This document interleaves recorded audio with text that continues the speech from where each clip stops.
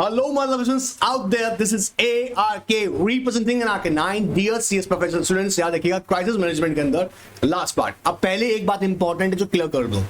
जो स्टूडेंट लगातार, जी हाँ, मेरे को जैसा साफ बता रहा है कि आप बार बार कुछ स्टूडेंट्स हैं जो कि नॉट हमारे रजिस्टर्ड स्टूडेंट्स नहीं हैं, बट ठीक है, वो बार बार ये कह रहे हैं क्राइसिस मैनेजमेंट का लास्ट पार्ट डालिएगा। भाई क्राइसिस मैनेजमेंट के लास्ट पार्ट की जो बात कर रहे हैं वो गवर्नेंस में मैंने अलग से separately chapter number 12 risk management में डिटेल में डिस्कस किया हुआ है। सो जो रजिस्टर्ड स्टूडेंट्स हैं उनको क्लासेस मिल चुका है, लेकिन फिर भी ऑन द डिमांड मैंने यहाँ पे देखा कि दो इंपॉर्टेंट क्वेश्चंस हैं जो क्राइसिस मैनेजमेंट में थर्ड पार्ट में हम लोग कवर कर रहे हैं। Part first, part second already मिल चुका है स्टूडेंट्स को, मैंने पब्लिक कर दिया था उसको, ठीक है।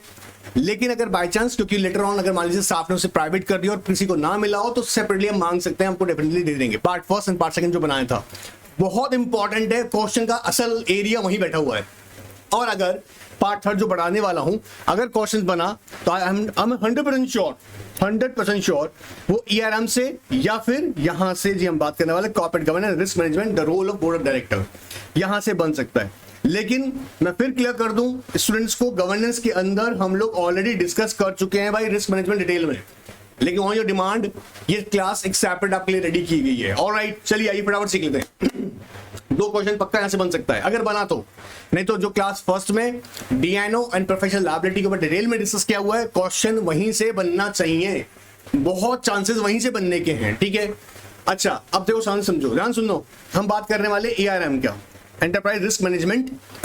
एंटरप्राइज रिस्क मैनेजमेंट मतलब risk management also known as risk management is also known as ERM, enterprise risk management. अब एक बात सुनना बहुत इंपॉर्टेंट है, क्यों सर रिस्क की बात करने वाले हैं। आज के सेशन में कुछ एक दो इंपॉर्टेंट केस लॉ भी बताऊंगा, और इसके अलावा आप लोगों के लिए एक अलग से केस लॉस के लिए, जो आपकी नॉलेज के लिए ना, केस नॉलेज के लिए सीरीज रेडी की जा रही है, जो आप एग्जाम के बाद देखें। अब मुझे पता है कुछ आलसी बच्चे होंगे जो एग्जाम के बाद नहीं देखेंगे, मत देखो, आई डोंट केयर।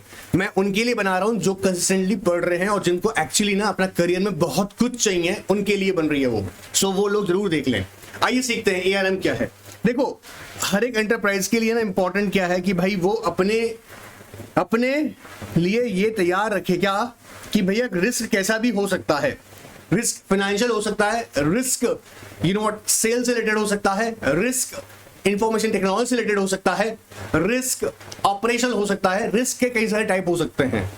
लेकिन जब हम बोलते हैं ERM, एंटरप्राइज रिस्क मैनेजमेंट, तो सारे रिस्क जैसे मैंने बोला अभी, चाहे वो ऑपरेशनल हो, फाइनेंशियल हो, चाहे वो IT से रिलेटेड हो, चाहे वो कंपनी के सेल से रिलेटेड हो, चाहे वो कंपनी की मार्केटिंग को लेकर हो, ये सारे के सारे रिस्क ERM में एक साथ ही कंसीडर किए जाते हैं। इसलिए हम लोग क्या करती है, कंपनीज पॉलिसीज बनाती है, रिस्क मैनेजमेंट पॉलिसी, ताकि वो सारे जो भी लगता है कि भाई ये पॉसिबिलिटीज हैं, ऐसा हो सकता है, उनके लिए, ऐसे रिस्क के लिए एक पर्टिकुलर पॉलिसी डिजाइन करें।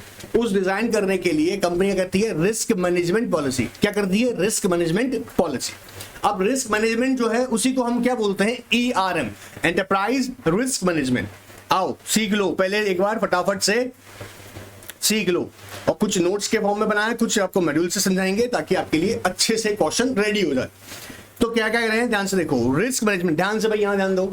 Risk management also known as ERM, enterprise risk management is a systematic, पहली बात क्या कर रहा है, ये क्या है, systematic and holistic approach, systematic and holistic approach for firms to address all their risk, whether operational हो सकता है, स्ट्रेटेजिक हो सकता है, फाइनेंशियल हो सकता है।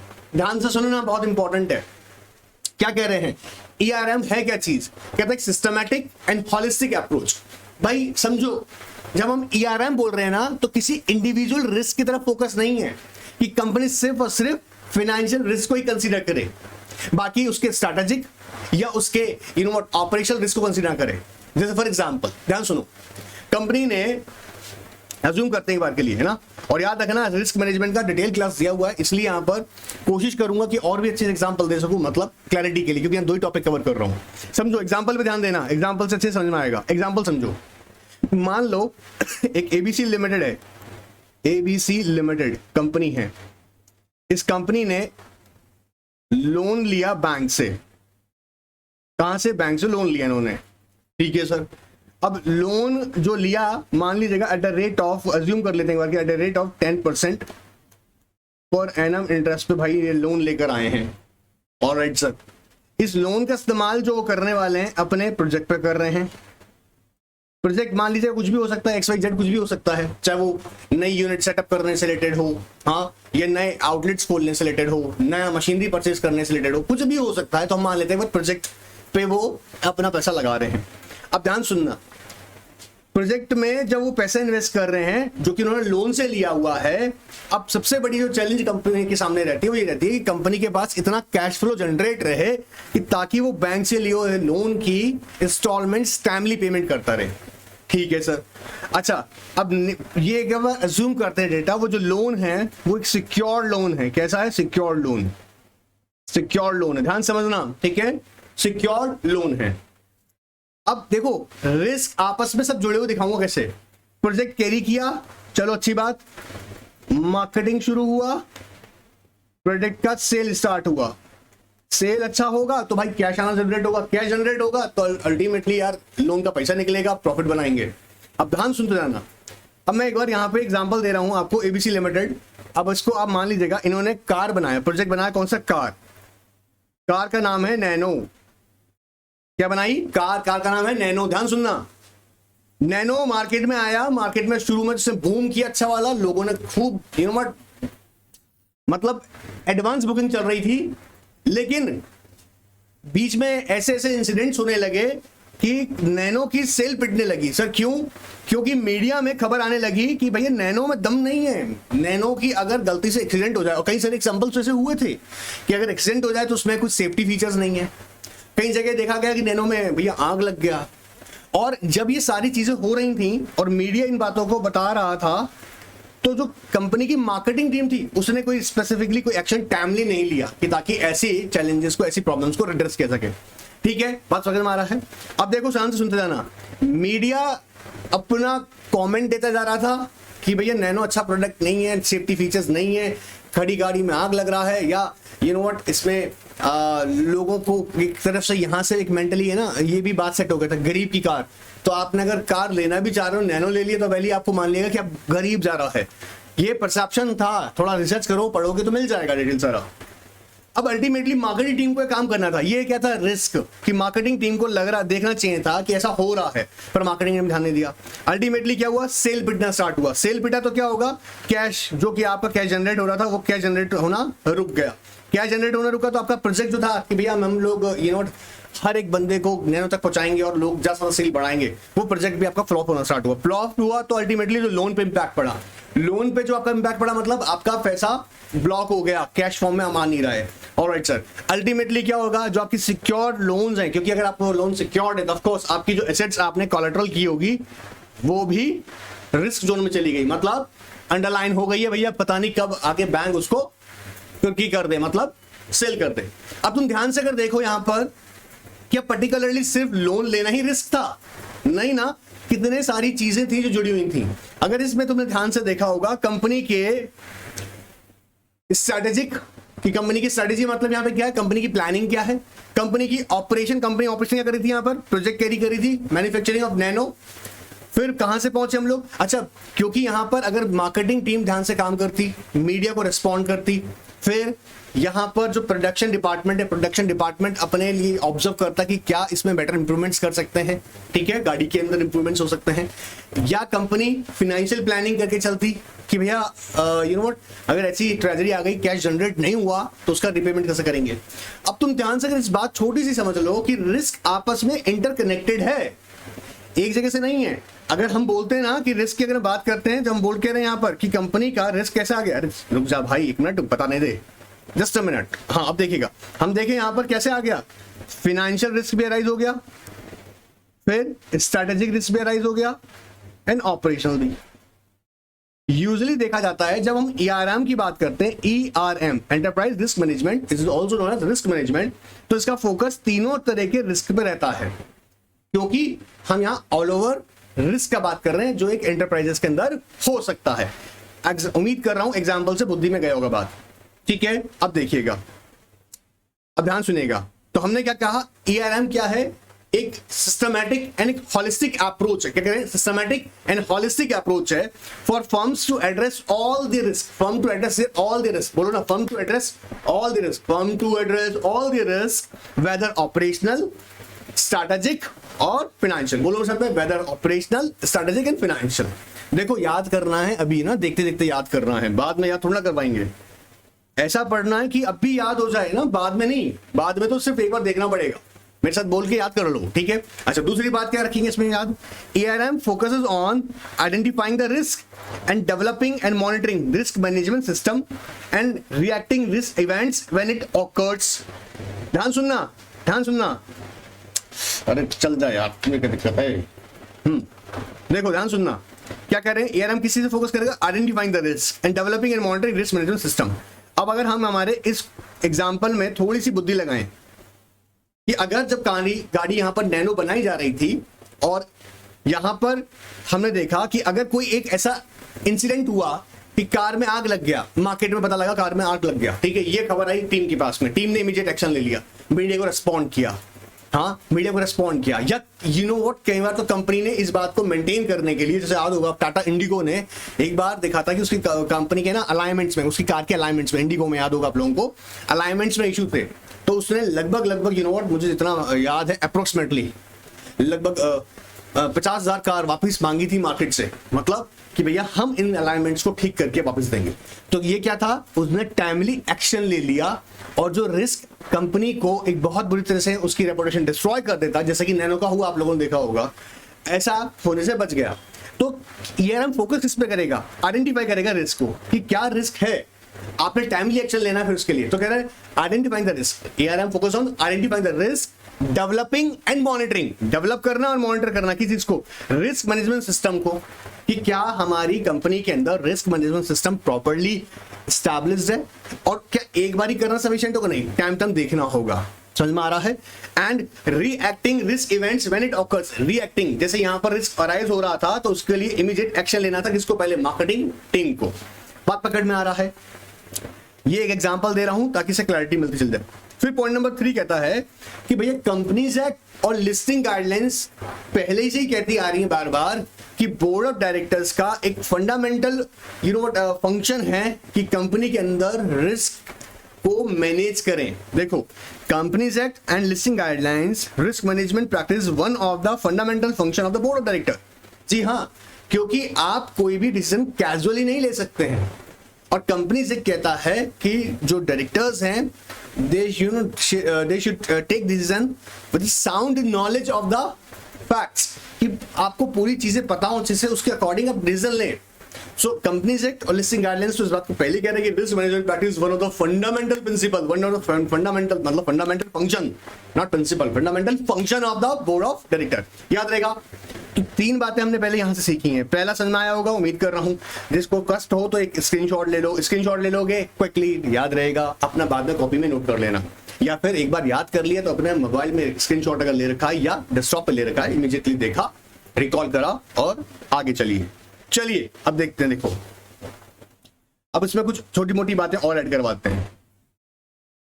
देखिए, ध्यान सुनना, कह रहा beginning in the mid 1980 committee of sponsoring organisation of the Treadway commission. अब ये ना पॉसो ऑलरेडी गवर्नमेंट से डिस्कस किया हुआ है, फिर भी यहाँ बता रहा हूं, इसलिए और बता रहा हूं क्योंकि इंपॉर्टेंट है, हो सकता है यहां पे भी आ जाए। सो क्या कह रहा है? कमिटी ऑफ स्पॉन्सरिंग, बोलो ना, committee of sponsoring organisation of Treadway commission initially formed in part to study fraudulent financial reportings, begin to articulate finance risk management framework. इससे सबसे पहले क्या देखा? fraudulent financial reporting. Septem is one of the example in India. Septem scam के अंदर आप लोगों को पता है ना कि लगभग 7,500 fake bills and receipts generate की गई बाय द राजू ब्रदर्स, और करीबन 7,000 करोड़ का अकाउंट मैनिपुलेशन पाई गई थी। सबको पता होगा यार, ये अभी रिसेंट केस स्टडी में बताया है ना। फॉलोइंग, अभी उन्होंने क्या सजेस्ट किया, कॉसो ने क्या सजेस्ट किया? देखो, अब प्रोसेस ARM के बारे में क्या कहा है? अब process effected by an entity board of director, मतलब किसका काम है? पहली बात ARM की तरफ फोकस करना, जो उसको इफेक्टिवली देखा जाएगा। ARM कौन करेगा? Board of director. Board of director का प्राइम फोकस क्या रहता है कि रिव्यू करना और you know what guidelines issue करना, कि ताकि मैनेजमेंट, सीनियर मैनेजमेंट उसको एग्जीक्यूट करवा सके। तो क्या कर रहा है अब प्रोसेस, एआरएम क्या है, प्रोसेस है, effected by entity board of director, management and other personnels, applied in strategy setting. Strategy setting का मतलब यहाँ पे क्या है, जब आप कोई प्रोजेक्ट कैरी कर रहे हैं तो उसके लिए प्लानिंग करेंगे।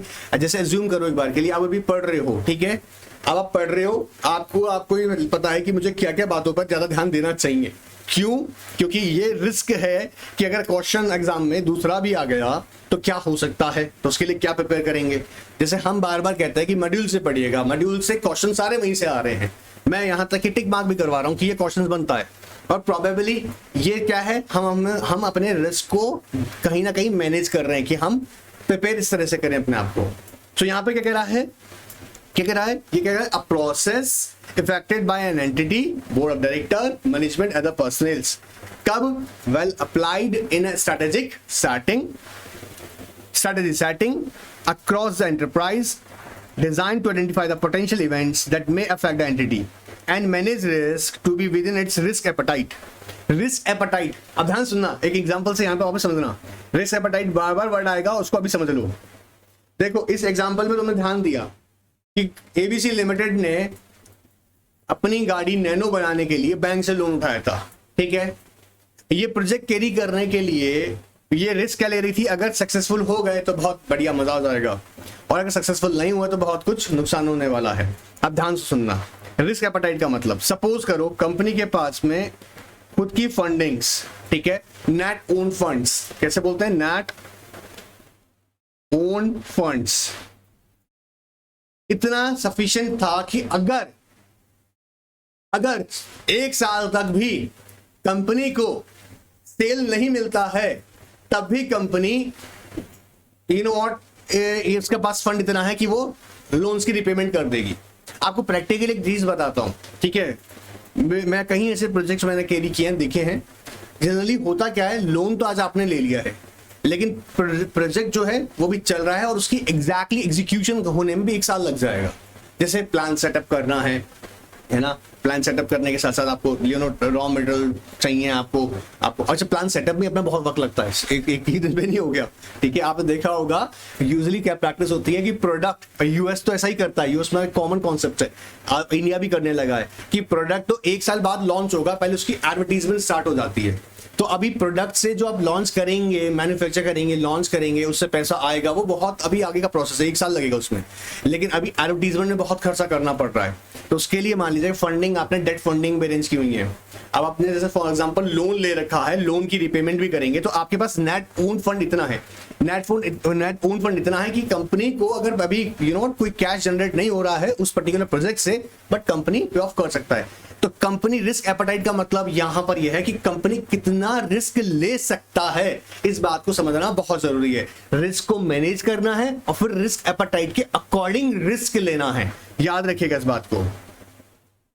देखो क्या कह रहे हैं यहां पर, एक बार फिर से वापस बोल रहा हूं ताकि याद हो जाए भाई। क्या कह रहा है, IRM is a process affected by entities board of director management and other personnels, याद हुआ, applied in a strategic setting across the enterprises designed to identify the potential events कि ऐसे घटना कब हो सकती हैं, ठीक है, and that affect the entity and the management and manage the risk and to within the risk appetite to provide reasonable assurance regarding the achievement of entity objectives। Ultimately पहुंचना हमें कहा है, हमारे ऑब्जेक्टिव पर। जैसे आप लोगों का ऑब्जेक्टिव है to become a company secretary, तो वहां तक पहुंचना है। इसमें जो बीच में हर्डल्स क्या क्या आ सकती है उन चीजों का ध्यान रखना है। जैसे एक स्टूडेंट के लिए क्या हो सकता है कि भैया हम पढ़ाई कर रहे हैं, अपना हेल्थ का ध्यान रखें, प्रॉपर हेल्थ का रखें, क्योंकि हेल्थ भी एक रिस्क है। खूब तैयारी कर ली लेकिन हेल्थ अगर साथ नहीं दे रही है तो एग्जाम में दिक्कत हो सकता है, तो हेल्थ का ध्यान रखना जरूरी है। इसके अलावा जो आप टॉपिक पढ़ रहे हैं वो थॉरोली समझे हो आपने अच्छे से, कौन कौन से इंपॉर्टेंट टॉपिक है उसके लिए आपने ध्यान से प्रिपेयर किया हो, टेस्ट सीरीज आपने रेगुलर अटेंड किया हो। तो ये क्या कर रहे हैं, सब आप प्रिपरेशन कर रहे हैं ताकि अल्टीमेटली आपको जो ऑब्जेक्टिव है सीएस बनना वो पूरा हो सके।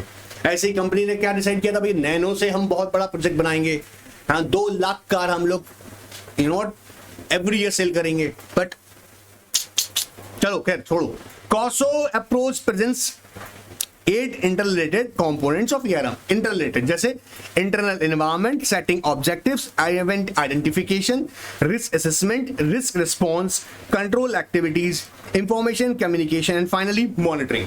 कहता है ये सारे कंपोनेंट जो हैं आपस में इंटरकनेक्टेड है। अब मेरा बच्चा लोग जो रिस्क मैनेजमेंट पढ़ा है चैप्टर नंबर 12 ऑफ GMRC, उसको तो ये बात पकड़ में आ रहा है। और यू नो व्हाट, आप में ही थोड़ा थोड़ा हम समझें, हम कह रहे हैं इंटरनल एनवायरनमेंट, जिसे बोलते हैं टोन ऑफ द ऑर्गेनाइजेशन। अब देखो डिपेंड करता है, बहुत इंपॉर्टेंट चीज है, डिपेंड करता है कि कोई ऑर्गेनाइजेशन किस नेचर की है, कितना रिस्क लेने के लिए रेडी रहती है, मतलब एग्रेसिव है। जैसे देखो समझो, अमेजॉन के जो CEO है उसकी अप्रोच क्या है कि तुम काम शुरू करो, क्या कॉन्सिक्वेंस होंगे वो बाद में देखेंगे। बात समझना, हम लोग क्या करते हैं, कई बार क्या होता है, मान लीजिएगा हम पहले सोचते हैं कि कॉन्सिक्वेंसेस क्या क्या हो सकते हैं, उससे पहले ही हम लोग सोचना स्टार्ट कर दिए। वो कहता है टेक द स्टेप्स, आप एक्शन लो, फिर पता लगेगा क्या क्या कॉन्सिक्वेंसेस आते हैं, फिर उसके अकॉर्डिंग हम उसको रिस्पॉन्स करेंगे। तो एक टोन ऑफ द ऑर्गेनाइजेशन किस तरीके का है, रिस्क लेने के लिए, ठीक है। फिर कहता है आपस में कनेक्टेड है इंटरनल एनवायरनमेंट। ये मैंने छोटी सी बात बताई है, इंटरनल एनवायरनमेंट के अंदर बहुत सारी बातें हैं वैसे तो, ठीक है, but I am just telling you कि ऑर्गेनाइजेशन अपने लेवल पे कितना रेडी है। So internal environment, setting objectives, then object save कर रहे हो तो according to that we will identify the events. फिर जो इवेंट्स आपने आइडेंटिफाई किया उसमें रिस्क असेस कीजिएगा, रिस्क कितना है और कितना, या हम जस्ट इमेजिन ही कर रहे हैं रिस्क। फिर रिस्क असेसमेंट के बाद रिस्क रिस्पॉन्स, जैसे एज्यूम करो एक बार कंपनी ने रिस्क असेसमेंट किया और हमने को पता है कि हमें फायर इंश्योरेंस लेनी पड़ेगी कंपनी को, तो भैया उसका रिस्पॉन्स क्या है, ऑब्टेन और buy the fire insurance. Then control activities, अब ये हर एक लेवल पे कंट्रोल एक्टिविटीज है, चाहे वो फाइनेंशियल फ्रॉड को लेकर ही क्यों ना हो, कि भैया किसी को अनफेडेड पावर ना दे रखा हो डिपार्टमेंट के अंदर की पता लगा वो तो कंपनी का फंड का बैंड बजा रहा है, ठीक है, कंट्रोल एक्टिविटीज। फिर information communication and last one is monitoring. Alright, किसी को अच्छा कर रहा हो सर मुझे अलग से इन बारे में और पूछना है तो मुझसे एना कनन के व्हाट्सएप पर आप क्वेश्चन डालिएगा and with in 24 hours definitely I will answer your query. Now significance of ERM can be seen in the value it creates when the effectively implemented and the value is destroyed when there are a shortcoming in the leadership and implementation। और यहीं पर ये है ना एक बहुत बड़ा हादसा हुआ था, आप लोगों ने शायद पढ़ा भी हो या आपकी नॉलेज में कभी आया भी हो। 2010 के अंदर यूएस के अंदर दो बातें बड़ी इंपॉर्टेंट है सुनना। पहला तो कह रहे हैं value creation, of course ERM आपकी एंटरप्राइज की वैल्यू को बढ़ाता है और अगर नहीं हो तो आपकी अच्छी खासी वैल्यू को भी खत्म कर देता है। आप एक बार सोच के देखो, ध्यान से सुनो, ध्यान सुनना। देखो जब हम कहते हैं यहां पर वैल्यू क्रिएशन, हर एक एंटरप्राइज का पर्पस क्या होता है कि एवरी ईयर उसका वैल्यू इनहेंस हो, और वो एनहेंस कब होगा जब कंपनी प्रॉपर्ली ERM स्टैब्लिश करे। पहली छोटी बाटी बात सीख लेते हैं एक बार, देखो फिर आपको एग्जांपल समझाएंगे रियल एग्जांपल से। ERM is a critical component of value creation. To create value successfully, ERM must play a central role in every substantive business decision.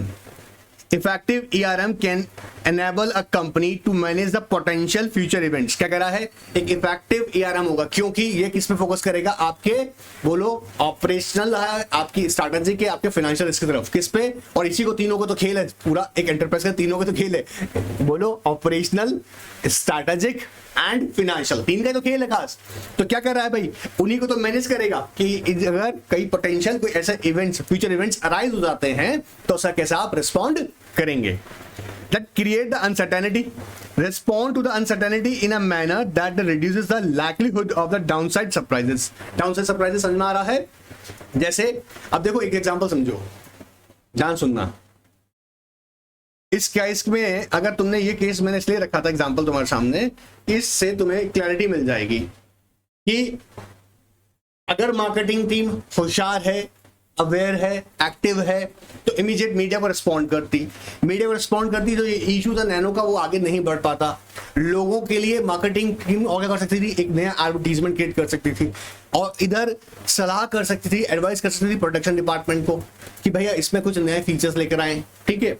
Bank के साथ में भी यहाँ पर किसी ना किसी तरीके से हम लोग एक अरेंजमेंट्स कर सकते थे, लेकिन ये सारी चीजें फ्लॉप रही क्योंकि proper because lack of ERM। बात पकड़ में आ रहा है? सो अल्टीमेटली यहाँ पे बात पकड़ में आया, क्या कर रहा है, effective ERM can be enable a company to manage the potential future events, and that create uncertainty, कि पोटेंशियल जो फ्यूचर इवेंट से कैसे अनसर्टेन है, अनसर्टेन है। रिस्क ये थोड़ा क्या आएगा कि मैं आ रहा हूं, ऑफ कोर्स अचानक होगा, अनसर्टेन है। भाई कोविड किसको पता था कोविड आएगा नहीं ना, अनसर्टेन। फ्लड आ गया अचानक से, अनसर्टेन। भाई नेचुरल डिजास्टर्स कितने, अनसर्टेन। पता लगा फाइनेंशियल फ्रॉड हो गया, अचानक से तो पता लगा ना आप लोगों को, अनसर्टेन। बात पकड़ में आ रहा है, कहीं पर फायर लग गया भैया, अनसर्टेन। बहुत सारे ऐसे एग्जांपल्स हैं, बात पकड़ में आई। चलिए अब यहां पर अगर हम कहें अवॉइडिंग वैल्यू डिस्ट्रक्शन, ये ध्यान रखना है।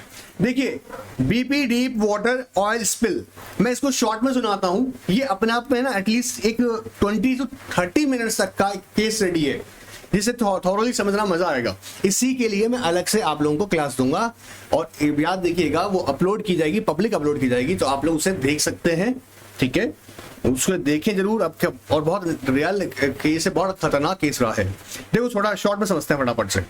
देखिए क्या था ना, यूएस में इन अप्रैल 20, अगर ये तो वैसे प्रोजेक्ट तो 2005 के आसपास से पहले से स्टार्ट था ये जो प्रोजेक्ट किया था, किस चीज का, ऑयल ड्रिलिंग करके, मतलब आप समझ रहे ना, सी से, समुद्र से ऑयल निकालने की प्रक्रिया, प्रोसेस चल रहा था। अच्छा प्रॉब्लम क्या था, जो इनकी मैनेजमेंट टीम थी उसमें से कुछ एक्सपर्ट्स इन्होंने हायर किए होते, जो उन्होंने वहां विजिट किया और ये देखा कि पहली जो कमी बता रहा हूं ना, जो इस यहाँ कमियां देखी गई, कमियां ये थी कि पहली बात वहां पर कोई भी अलार्म्स नहीं थे, वार्निंग अलार्म्स नहीं थे प्रॉपर, जो वर्क नहीं कर रहे थे। दूसरा वहां पर जो टेलीफोन कनेक्शन से वो प्रॉपर वर्क नहीं कर रहे थे। तीसरा ये भी ऑब्जर्व किया गया कि जो मेंटेनेंस टीम थी, वो मेंटेनेंस टीम प्रॉपरली सारी मेंटेनेंस को प्रॉपर ऑब्जर्व नहीं करी थी। अब जब यहाँ पर समुद्र से ऑयल ड्रिलिंग करके, जी हाँ ड्रिलिंग करके जो ऑयल निकालने की कोशिश की जा रही थी, उसमें ये देखा गया कि स्पिल, मतलब वहां कहीं ना कहीं डिफेक्ट था, जिसकी वजह से ऑयल बाहर ज्यादा आने लग गया, और अल्टीमेटली उसका इम्पैक्ट ये हुआ कि वो हुआ बस्ट। अब ब्लास्ट होने के बाद में लगभग जो बताया जाता है 11 लोग मरे थे, ठीक है, लेकिन उससे ज्यादा खतरनाक क्या हुआ, 11 लोग तो मरे, उससे ज्यादा क्या खतरनाक हुआ कि वो 87 डेज तक ये फायर चलता रहा, 87 डेज तक, और उसका इम्पैक्ट वहां के एनवायरमेंट पे, खास तौर से वाइल्ड लाइफ पे पड़ा। वाइल्ड लाइफ पे ये पड़ा कि वो लोग, मतलब जानवर बेचारा जो था, वाइल्ड लाइफ जो था, एनिमल से, क्रिएचर्स से, ये लोग मरे सो मरे, साथ के साथ में डिजीज भी बहुत हुआ उनको, और वो एक लंबे पीरियड तक रहा। सो अब क्या कह रहे हैं यहाँ पर कि ये सिर्फ ऐसा नहीं है कि रिस्क का मतलब यहाँ पर हम बात करेंगे कि सिर्फ स्पेसिफिकली फाइनेंशियल ही हो, एनवायरमेंटल भी है। बात पकड़ में आ रहा है। इस पे ना मैं आपको बहुत डिटेल में एक अलग से सेशन दूंगा, क्योंकि वो अगर अभी देंगे तो बहुत अलग चला जाएगा कहानी हमारा, और इस सेशन का पर्पस मेरा जो है वो भी हाल फिलहाल आपके लिए है कि अपनी नॉलेज एक बार आपकी नॉलेज में ऐड कर दें। Let's understand avoiding value destruction. तो पहला क्या करें, वैल्यू क्रिएशन, सेकंड क्या करें हम लोग, अवॉइडिंग वैल्यू डिस्ट्रक्शन। अब अगर मान लीजिएगा प्रॉपर अलार्म्स होते, प्रॉपर टेलीफोन लाइंस होती, तो जब ये ऑयल स्पिल हो रहा था, फैल रहा था, तो कहीं ना कहीं क्या हो सकता था कि इमीडिएट जो टीम थी एक्शन ले लेती और इसे रोका जा सकता था। बट कहते हैं कि ऑयल स्पिल बहुत ज्यादा हो जाने के बाद अलार्म बजना स्टार्ट हुआ। भाई बहुत बढ़िया। अभी गलती किसका है, जो मेंटेनेंस टीम थी उसको ध्यान रखना चाहिए था, ठीक है। आइए, a company can not preserve it's value if ARM is below standards, this rule. अब देखो यहाँ पे बिलो स्टैंडर्ड का मतलब क्या हुआ कि सेफ्टी अलार्म है, पर सेफ्टी अलार्म को मेंटेनेंस टीम को ध्यान क्या रखना चाहिए था, मेंटेनेंस टीम देखती कि टाइमली वो बज रहा है, ठीक है, जब भी नेसेसिटी जनरेट हो रही है तब वो अलार्म एक्टिव हो रहा है। This role of preserving corporate value is far more visible when ARM fails than when it succeeds. Failure in risk management have contributed to some of the most significant scandals and losses suffered by the companies. Recent significant failure include environmental disaster, BP जिसका भी बता रहा था, environmental disaster इसका ultimately impact तो बहुत ज़्यादा हो गया था, वो वाइल्ड लाइफ पे हुआ। Financial frauds, Enron, WorldCom, सत्यम, फॉरेन बाबरी, अच्छा ऐसे बहुत सारा है। मतलब एक आपका अगर इफेक्टिव ARM नहीं है तो उसका इम्पैक्ट आप देख रहे हैं ना, चाहे वो एनवायरमेंटल, फाइनेंशियल, या हम बोलेंगे फॉरेन बाबरी, ठीक है, या और भी देखो massive trading losses, JP Morgan। According to OECD, these risk management failure were often facilitated by the corporate governance failure, क्योंकि अल्टीमेटली खराबी किसमें थी, आपके कॉर्पोरेट गवर्नेंस फेलियर में, where the boards did not fully appreciate that risk that companies were taking। मैं आपको मजे की बात बताऊं, ये जो डीप इस वाले केस में भी यही हुआ था, BP यहाँ पे जो डीप वाटर ऑयल स्पिलिंग वाला केस हुआ उसमें भी ये हुआ था कि जो एक्सपर्ट ने विजिट किया था जो पर्टिकुलर यू नो व्हाट क्योंकि शिप पे पूरा अरेंजमेंट किया था, तो शिप पे सारा देखने के बाद में वो मैनेजमेंट को जाके बोला, सीनियर एग्जीक्यूटिव्स को बोला कि आपके यहाँ पर ये कमियां हैं, अलार्म काम नहीं कर रहा है, टेलीफोन लाइन काम नहीं कर रही हैं, आपके यहाँ पर you know what safety standard जो है वो प्रॉपर्ली नहीं है, मेंटेनेंस टीम का जो काम है वो प्रॉपर नहीं किया जा रहा है। बट एग्जीक्यूटिव्स जो थे, senior executives, they you know didn't take any action, मतलब वो इतना यू नो जैसे उन्हें लेना चाहिए था। अब यही बात इंपॉर्टेंट है कि किसी भी तरीके की अगर हम बोलते हैं ना कॉर्पोरेट स्कैंडल्स या हम बोलते हैं फाइनेंशियल फ्रॉड हुआ है या फॉरेन रैबरी हो रहा है, वहां पर क्या देखने को मिलेगा आपको, ध्यान से देखेंगे आपकी लैक ऑफ कॉर्पोरेट गवर्नेंस, वहां कॉर्पोरेट गवर्नेंस की कमियां हैं या फेलियर ऑफ कॉर्पोरेट गवर्नेंस है, याद रहेगा। Now if they were not engaging in the reckless risk taking themselves and deficient risk management system। अब सर ये प्रॉब्लम्स आपने बता दिया, सॉल्यूशन क्या है, सॉल्यूशन इसका नीचे देते हैं, लेकिन उसके साथ पहले करेंगे डिस्कस प्रॉब्लम्स, क्या क्या प्रॉब्लम्स है, चैलेंजेस क्या हैं, ये क्वेश्चन इंपॉर्टेंट है। बना तो यहां से क्वेश्चन ये भी उठ सकता है, दो ही क्वेश्चन बता रहा हूं जो अलग से इंपॉर्टेंट है यहाँ पे, ठीक है। आओ, corporate governance, risk management, role of board of directors. Corporate governance and effective ERM go hand in hand, while directors are not involved in the everyday management of risks. Of course, हम लोग जानते हैं they do not participate everyday management risk. The board plays an important oversight role in ERM by guiding. अब उनका काम क्या है? Guiding and reviewing the company's risk policy and ensuring that effective risk management system in the place. तो इनका अगर हम ध्यान से देखें, बोर्ड का मेन फंक्शन क्या होता है यहाँ पर? बोर्ड ऑफ डायरेक्टर का मेन फंक्शन क्या रहा? Guiding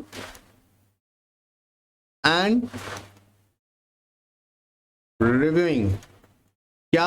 risk management policy and ensure क्या करेंगे?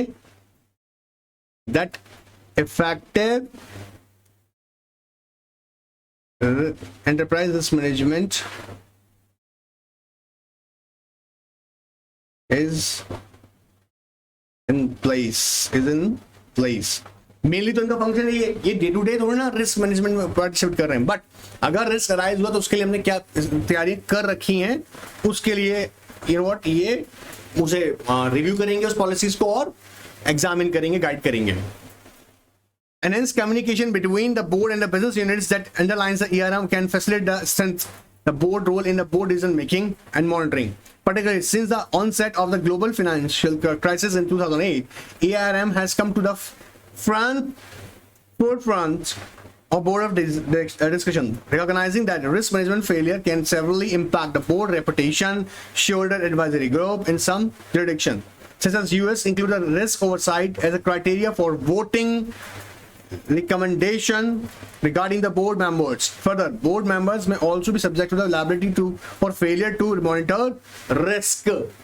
All right, अभी ऐसा नहीं है कि बेटा कैजुअल डिसीजन लिए जा रहे हो और फिर आपके खिलाफ कोई एक्शन ना लिया जाए। याद रखना एक इंपॉर्टेंट चीज मैंने पहले ही बता रखी है चैप्टर के अंदर कि अगर मान लीजिएगा ये पता लगता है, भले ही इंटेंशनल नहीं है, मान लीजिएगा बोर्ड ऑफ डायरेक्टर्स ने कोई इंटेंशनल एक्ट नहीं किया था, ऐसा कोई इंटेंशनल एक्ट नहीं था जिससे कंपनी को क्या होते लॉसेस, पर कंपनी को लॉसेस हुए, लेटर ऑन फाइंडिंग्स में पता लगा बोर्ड ऑफ डायरेक्टर कैजुअल थे या उनका टेंशन कम था, उनके पास काम बहुत ज्यादा इसलिए कंपनी के ऊपर कम ध्यान दे रहे थे, अल्टीमेटली लॉसेस हुए। चिंता मत करो, you have to compensate to share holders, you have to compensate share holders. Of course आपको पता होगा, आपने पढ़ा भी था कि शेयर होल्डर्स कॉम्पनसेशन मांग सकता है और मांग लेगा अगर ये प्रूव कर देता है कि बोर्ड ऑफ डायरेक्टर का बिहेवियर कैसा था, casual while they were taking decision. Alright, अब चैलेंजेस क्या क्या है ना भाई, देखो ये आज सीख लेते हैं फटाफट। आओ, ये एग्जाम के लिए थोड़ा बन जाता है चैलेंजेस, फिर उसका सॉल्यूशन देखो फटाफट। आओ, कहता है जी अगर जब भी एआरएम डेवलप किया जा रहा होगा तो बोर्ड ऑफ डायरेक्टर्स में चैलेंज क्या आएंगे? बहुत सिंपल सा देखो, Indian board face significant challenges in designing and implementing an effective ARM system including effectively linking the risk and strategy. अब सबसे बड़ा चैलेंज है आपकी स्ट्रेटजी और रिस्क आपस में लिंक होने चाहिए। मतलब समझो, नैनो का प्रोजेक्ट चल रहा था, मैं बार बार नैनो का एग्जांपल्स ले रहा हूं ताकि तुम्हारे लिए बुद्धि में सेट हो जाए, इससे बहुत एग्जांपल्स हैं बट ताकि तुम्हें कॉमन एग्जांपल मिल जाए इसलिए कह रहे हैं, ठीक है? ध्यान सुनना, नैनो का प्रोजेक्ट आप कैरी कर रहे हैं, ये आपका प्रोजेक्ट हो गया, आपकी स्ट्रैटेजी है कि आप every year 2 lakh car sale करना चाहेंगे, ठीक है सर। रिस्क क्या है इसके अंदर, वो फैक्टर भी तो साथ में टच करना पड़ेगा। आप एक बात देखेंगे, कोई भी टेक्नोलॉजी ज्यादा टाइम सस्टेन नहीं करती है। आज आया 6 महीने के बाद तो वो गया। आपने अपने सेलफोन्स को देख लीजिएगा, सेलफोन्स आपके 6 महीने के अंदर आप लोग सोचते हैं स्विच करना है, नई टेक्नोलॉजी रिड्यूस हो जाती है, आप सोचते हैं नए फंक्शन साथ में आगे चलेंगे। तो प्रॉब्लम क्या है, जो स्ट्रैटेजी है और जो रिस्क है, इन दोनों में लिंक होना जरूरी है। देखो, effectively linking risk and strategy, integrating risk management into an overall corporate strategy is a challenge for many Indian firms. Comment, पहला क्वेश्चन ऐसा बन सकता है, बता दें तुमको, बन सकता है ऐसा क्वेश्चन। अब यहां से सुनना, effective ERM is not about eliminating risk taking. ERM ये नहीं कह रहा है, क्योंकि जान रिस्क टेकिंग तो बिजनेस की जान है। आपने पढ़ा भी होगा स्कूल्स में कि आप अगर एक बिजनेस कैरी कर रहे हैं तो साथ में फ्री में लेके जाइए रिस्क, ये तो रहता ही रहता है। ERM, इफेक्टिव जो ERM है वो रिस्क को एलिमिनेट नहीं कर देता। बिना रिस्क, आप CS की तैयारी कर रहे हो, आपको पता है ना, कोशिश तो पूरी कर रही हूं, ये कर रहा हूं, देखेंगे। तो देखेंगे का मतलब क्या है कि क्या रिजल्ट आएगा, देखेंगे। तो अभी क्या कर रहे हैं आप, कोशिश कर रहे हैं, ये क्या है, रिस्क ले रहे हैं आप। आप समझ रहे हैं मेरी बात को? सर ऐसे इन दिनों पे मत बताइए ये बातें, ठीक है भाई, नहीं बताएंगे। ऑलराइट, सो ERM क्या कर रहा है, effective ERM is not eliminate the risk. Risk खत्म करे तो बिजनेस खत्म हो गया। क्या कर रहा है, which is fundamental driving force in the business and entrepreneurship. जी, ये तो फंडामेंटल ड्राइविंग फोर्स है, जो रिस्क है तो बिजनेस है।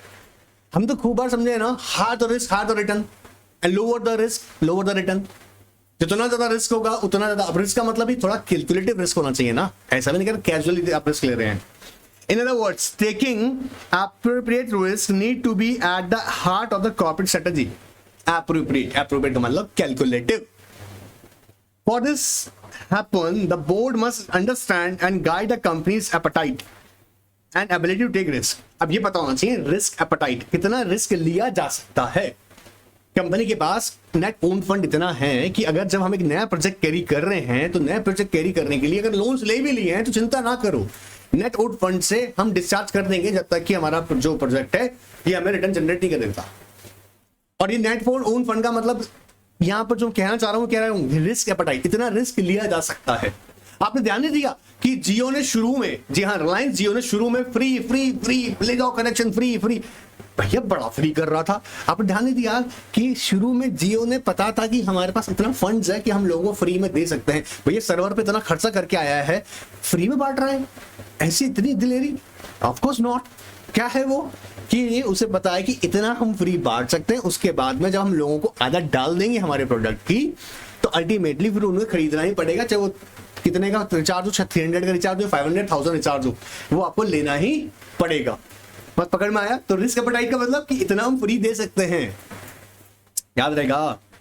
चलिए, and communicate the same to the employ companies risk management team. Sir exam में इतना लिख दूं काफी रहेगा? हाँ, आप इतना लिख देंगे तो इतना भी काफी है, जो हाईलाइट किया एटलीस्ट, ठीक है।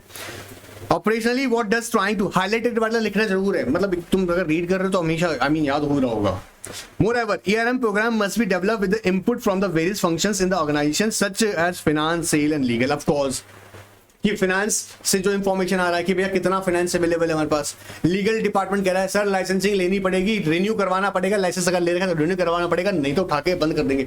या कोई पर्टिकुलरली आपको कहा जा रहा है कि इन्वायरमेंटल लॉज वायलेट हो सकते हैं, या सेल टीम कह रही है सर सेल चल नहीं रहा है हमारा, सर नया कॉम्पिटिटर आ गया है, वो आपका ही प्रोडक्ट है ना जो 10 रुपए में आप बेचते हो वो 5 रुपए में बेच रहा है। तो सबके सब क्या इनपुट्स इंफॉर्मेशन से जो डिफरेंट फंक्शंस या हम बोलेंगे फंक्शनल हार्ट से आपको मिलती हैं, और on the basis of that आप अपना क्या करते हो, एक ERM effective enterprise risk management आप सिस्टम एस्टैब्लिश करते हैं। तो पहला क्या हो गया, effectively linking risk and strategy. बोलो effectively linking risk and strategy, risk और स्ट्रेटेजी को दोनों को जोड़ना है, याद रहेगा। फिर आता है implementing cost effective risk management for small and medium size enterprises. अब ये बड़ी खतरनाक चीज होती है, क्योंकि स्मॉल और मीडियम एंटरप्राइजेस के पास में इतना पैसा नहीं होता है कि वो सेपरेट डिपार्टमेंट बनाए, भैया risk chief risk officer appoint करे। चीफ रिस्क ऑफिसर अपॉइंट करने का मतलब इतना खर्चा आता ना है कि कहेगा पहले तेरा ही रिस्क आ गया है कि तेरी सैलरी कहां से देंगे। तो स्मॉल और मीडियम एंटरप्राइज सामने चैलेंज रहता है, तो क्या करें, कहता है implementing cost effective risk management. क्योंकि सेपरेट डिपार्टमेंट हम नहीं बना सकते हैं, बात पकड़ में आना। इसलिए हम क्या करना है, effective cost effective risk management system होना चाहिए। While the cost of risk management failure can be a higher, designing and implementing the efficient ARM can also be quite costly, especially for small and medium sized firms। अब देखो दो important बात है, अगर आप ARM पे focus नहीं करो तो रिस्क तो आपको वैसे ही बढ़ने वाला है, मतलब खतरा तो आपको रहेगा। कैसे?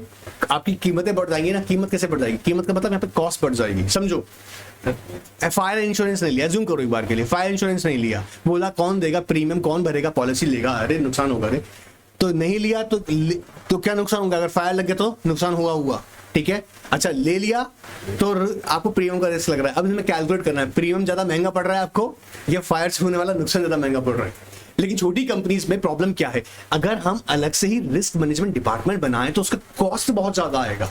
तो क्या किया जाए, उसी को सीखेंगे। देखो, फॉर एग्जांपल, हायरिंग कंसल्टेंट और necessary staff to develop a stress testing and early warning system to alert the board regarding the significant risk can be difficult to do in smaller companies. In addition, while large firm can establish a chief risk officer functions which direct report to the board. Doing so is much harder for small companies because it will increase our cost and we are not able to manage the separate risk management department. तो ये क्या बन गया अपने उनके लिए challenge. तो पहला हमने क्या चैलेंज कहा, effectively linking between risk and strategy. दूसरा, इंप्लीमेंटिंग कॉस्ट इफेक्टिव रिस्क, बोलो implementing cost effective risk management, implementing cost effective risk management for small and medium size enterprises. Fourth आता है addressing all major areas of risk, कहता है सारी चीजों को consider करना है। या हम require firm to take a portfolio review of risk. Portfolio review of risk का मतलब जनरली क्या होता है, जैसे risk related to assets of the organization, risk related to projects of the organization, individual risk क्या है, ये क्या करा है, आपको पोर्टफोलियो रेडी करना पड़ेगा। Take a portfolio view of risk. Board must consider how the various risks interrelate rather than treating each business and risk individually. This is significant challenge for many boards.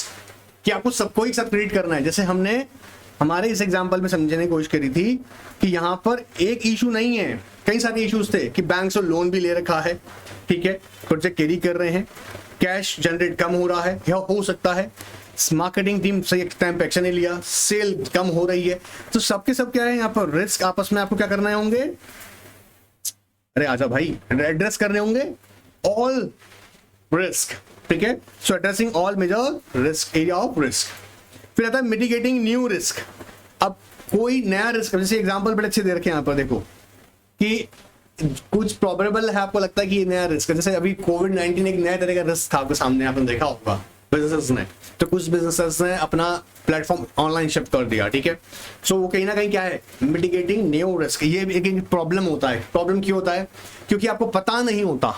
Covid किसको पता था, तो new risk कैसा है कि कैसे अगर अचानक से कोविड जैसी सिचुएशन आई है, जैसे आपको पता होगा जो हेल्थ क्लब थे, आपको एक एग्जांपल देके बताते हैं। हेल्थ क्लब थे, जिन्होंने हेल्थ क्लब जस्ट स्टार्ट किया था कोविड आने से 1-2-3 महीने पहले ही, उन्होंने लोन्स की अमाउंट लेके 25 to 35 लाख, मैं अपने क्लाइंट की डेटा बता रहा हूँ कुछ 25 से 35 लाख रुपए उन्होंने बैंक का लोन लिया, कुछ खुद का फंड था, उन्होंने हेल्थ क्लब स्टार्ट किया। 35 लाख रुपए प्लस और भी कुछ इन्वेस्टमेंट्स थी उनकी खुद की। अब क्या हुआ, कोविड 2 महीने बाद आया, बोला हेल्थ क्लब बंद करो, स्विमिंग पूल बंद करो, एंटरटेनमेंट सारा बंद करो, घर जाके बैठो, और लंबे टाइम तक रहा। अब अल्टीमेटली जो ये बेचारे लोन लेके बैठे हुए थे, इनको तो कैश जनरेट होना था कहां से, अगर इनका बिजनेस खुलता नहीं हुआ। कोविड क्या था उनके सामने, एक नया रिस्क था। अगर इनके सामने कंपटीशन के लिए कोई कॉम्पिटिटर होता, क्या करना है, नई मशीन्स आ गई, वो सब इनके माइंड में अगर चल रहा था कैसे प्रिपेयर करना है। बट कोविड क्या था, एक नया रिस्क था, तो उसे मिटिगेट कैसे किया जाए, ये भी एक चैलेंज बन गया।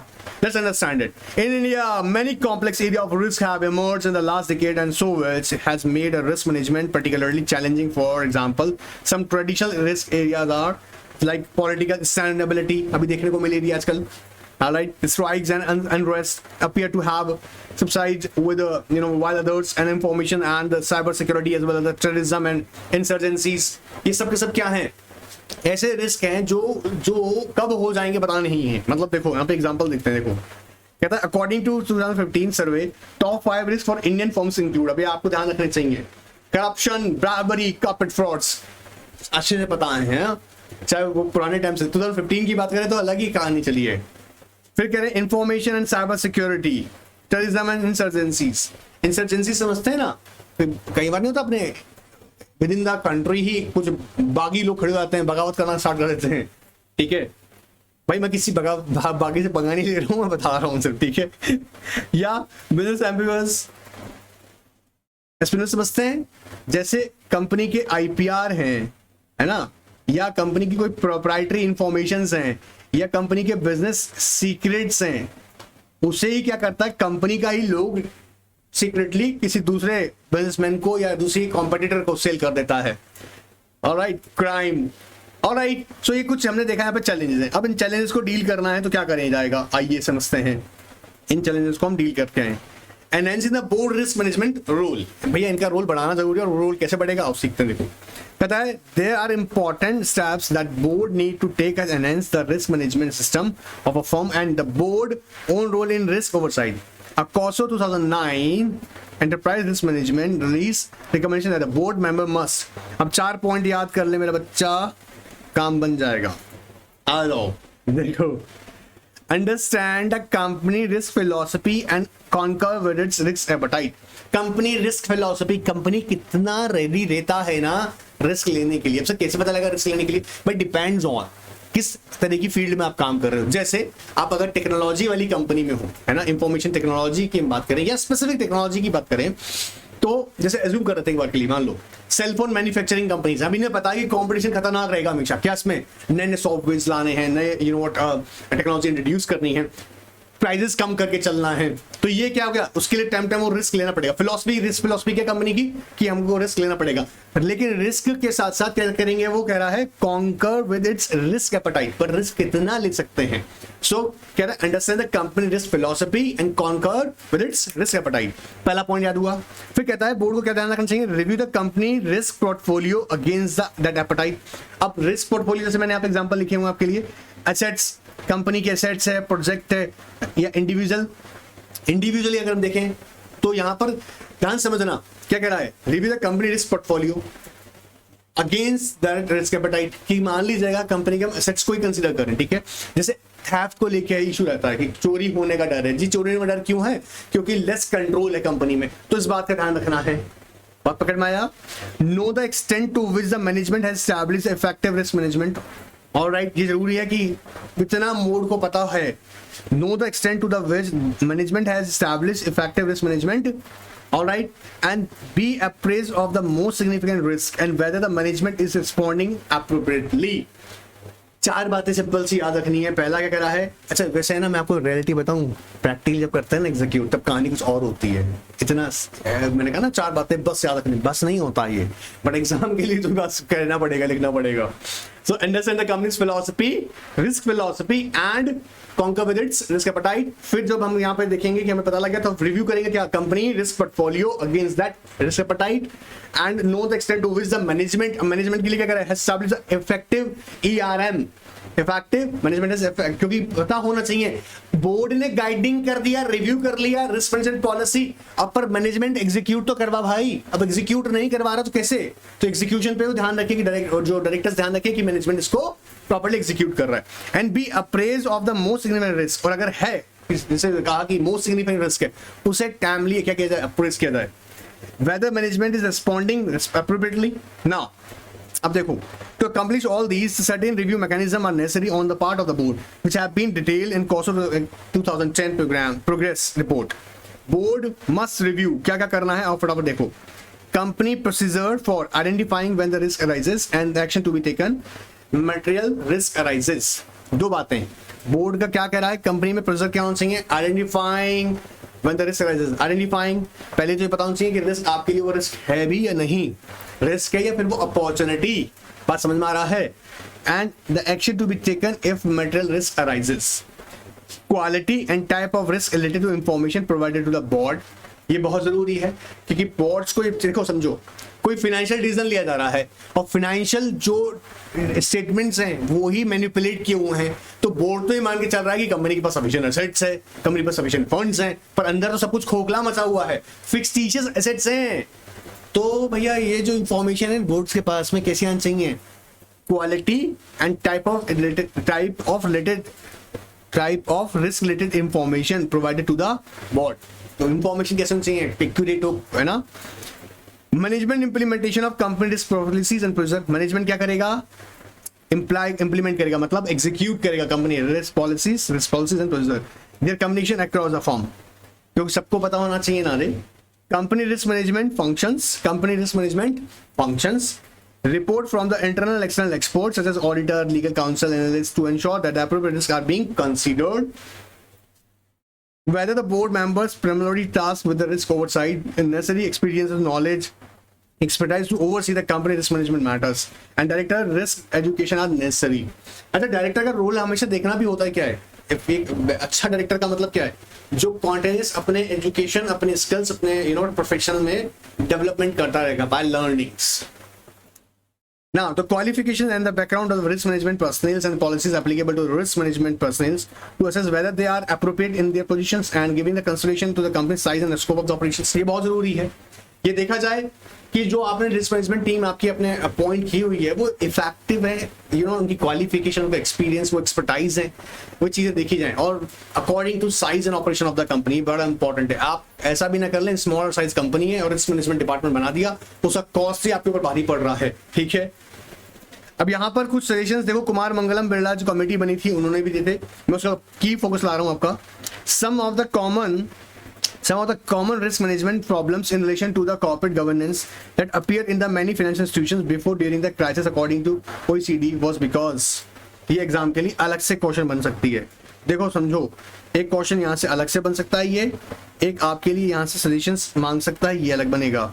अगर स्पेसिफिकली पूछा जा रहा है आपसे फाइनेंशियल इंस्टीट्यूशंस के लिए जो चैलेंजेस रहे थे, है ना, बिफोर द क्राइसिस 2009, अगर वो आपको याद होगा यूएस में जो 2008 के अंदर क्राइसिस था उसका इंपैक्ट जो फाइनेंशियल इंस्टीट्यूशंस पे आया, क्योंकि ये कुमार मंगलम ने जो कमेटी बनी थी उसने देखा कि इंडिया में एक प्रॉब्लम क्या है कि वो रिस्क को बहुत सिंसियरली कंसिडर नहीं करते हैं. खैर, अब उनको तो खैर जो कहा सो कहा. अब देखो क्या क्या चैलेंजेस थे. Risk were frequently not link to strategy, जो कि पहला इशू हमने देखा था, and which is key to issues in ensuring that the risk management has a focus on the business context. Risk identification are often poorly expressed. ये keyword से पहले याद रखने के लिए कह रहा हूं. पहला क्या कह रहे हैं, risk word frequently not link to strategy, फिर risk identification are often poorly expressed. ठीक है, now are contrary to the lot of current thinking in the risk management which has shortened risk description to the smallest number of the words possible. मतलब reality ये है कि risk को आप ignore ही करते हैं तरह से. Organizations were not always in a position to develop an intelligent response to risk. Boards did not take shareholders and the guardian into account in the dealing with the responses. An important part of the value chain were outsources to others. Outsources generally company कर देती है ना, जैसे मान लीजिएगा अब customer care, आपने customer care के लिए आपने देखा कंपनी जनरली अपने कस्टमर केयर सेंटर्स आउटसोर्स कर देती है. कस्टमर्स के कोई इश्यूज हैं, ग्रीवेंसेस हैं, रेडिस करने हैं. अब जो जिसको आपने आउटसोर्स किया है, जो बीपीओ किया हुआ, वो बीपीओ मान लीजिएगा बहुत अच्छे से आपके कस्टमर्स को ट्रीट नहीं करती है, अच्छा बिहेव नहीं करती है, उसका बीपीओ का बैंड नहीं बज रहा है, कंपनी का बैंड बज रहा है. बात पकड़ में आ रहा है, याद रहेगा, वो सिंपल सा है. ऑलराइट, चलो तो एक बार गो थ्रू कर लो फटाफट से इसको, और कोई क्वेरी है तो ना कहना कि व्हाट्सएप भेजो, और टेस्ट कोई सा मिस मत करना, नहीं तो रिस्क एपेटाइट समझ रहे हो ना. Alright, good bye, take care.